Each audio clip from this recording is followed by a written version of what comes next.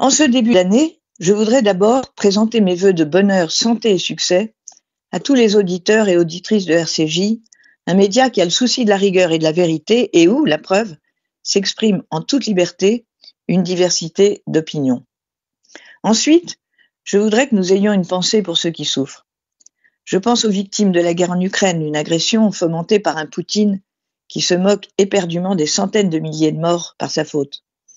Je pense aux victimes israéliennes du génocide du 7 octobre, qui restera dans les annales comme l'une des atrocités les plus insoutenables du XXIe siècle. Je pense aux otages israéliens, notamment les bébés retenus sous terre dans les tunnels du Hamas. Je pense aux Iraniennes et aux Iraniens massacrés par les mollahs, simplement parce qu'ils aspirent à la dignité et à la démocratie. Je pense aux Afghanes, qui sont privés des droits humains les plus élémentaires. Je pense aux chrétiens d'Orient exterminés par des djihadistes. Je pense aux Éthiopiennes tenues en esclavage au Moyen-Orient. Je pense aux femmes lapidées, aux homosexuels précipités dans le vide au nom de la charia. Je pense aux enfants malades et malnutris, aux personnes isolées et abandonnées. Je pense à tous ceux qui sont malheureux.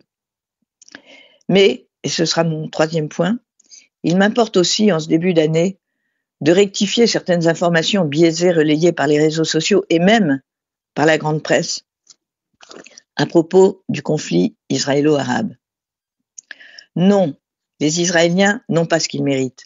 Les kibbutzim qui ont fini brûlés vifs et découpés en morceaux méritaient au contraire la reconnaissance des milliers de Gazaouis qu'ils avaient accueillis plutôt que ceux-ci reviennent pour les exterminer. Non, Israël n'est pas un État d'apartheid. Ces 20% d'arabo-musulmans jouissent de tous leurs droits de citoyens et d'élus lorsqu'ils le sont.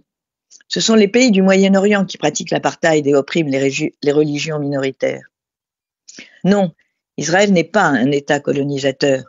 Les Palestiniens sont gouvernés, que je sache, par le Hamas et l'autorité palestinienne, et non par le gouvernement israélien. Non, la droite israélienne n'a pas poussé le Qatar à financer le Hamas. D'ailleurs, le Qatar n'a nul besoin d'encouragement pour aider les frères musulmans. Non, l'armée israélienne ne vise pas les populations civiles, puisqu'au contraire, elle les prévient systématiquement pour qu'elles puissent se diriger vers des zones protégées. Non, Gaza n'était pas une prison à ciel ouvert. Gaza, au contraire, arborait des quartiers particulièrement cossus, réservés à la nomenclatura du Hamas. Outre le fait que dans le dédale des tunnels du Hamas, le ciel est bien fermé pour les otages encore détenus. Enfin, non, les Israéliens ne cherchent pas la guerre. Ils veulent au contraire la paix et la sécurité. Une paix à laquelle œuvraient particulièrement les 1200 hommes, femmes et enfants massacrés le 7 octobre. Et une paix recherchée par les accords d'Abraham qui d'ailleurs ne sont pas à ce jour rompus. Ces vérités sont d'évidence.